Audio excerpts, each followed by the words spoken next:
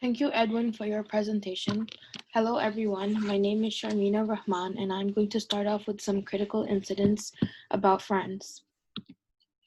To begin, it is important to understand that there are many differences in the communication of France compared to other nations. Some of these differences include business management style, artifacts, and nonverbal gestures. The first incident I'm going to discuss is related to management, where we have Gary, who is an American manager working in an accounting firm in France. In this slide, we will learn about the significance of communication in the business world and how important it is, and also that it explains that business culture is different depending on which country you go to. In this first image, Gary seems annoyed because he has difficulty with and does not understand the structure of French meetings. He does not like how long it takes a French individual in the workplace or in other business settings to make a decision. He believes that meetings are difficult to attend because no decisions are made. The question is, what did Gary not understand about French business culture? In France, a meeting is a get-together to work on ideas or to begin brainstorming about a project or potential deal.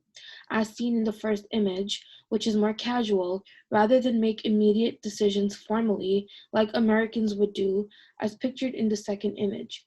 In America, meetings are to discuss different stages of a project or conduct business deals. They mostly happen when significant events are going to occur. In this incident, Gary did not understand the authoritarian, top-down management style of France, which would help him better understand how the French make decisions and manage their work in a business setting.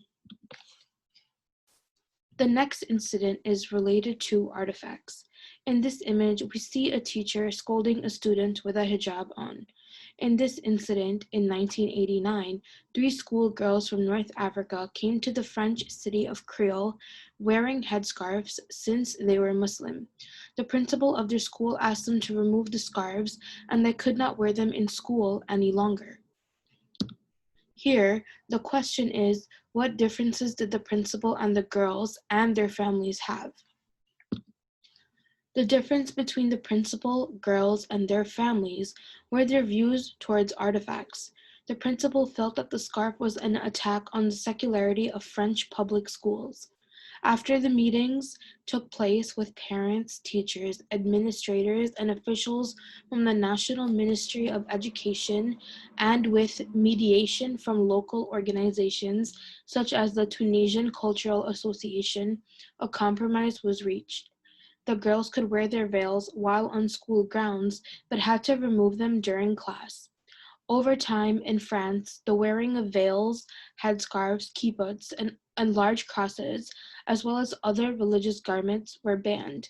This shows how religious symbols or simply artifacts are not tolerated in France. The final incident is related to nonverbal gestures.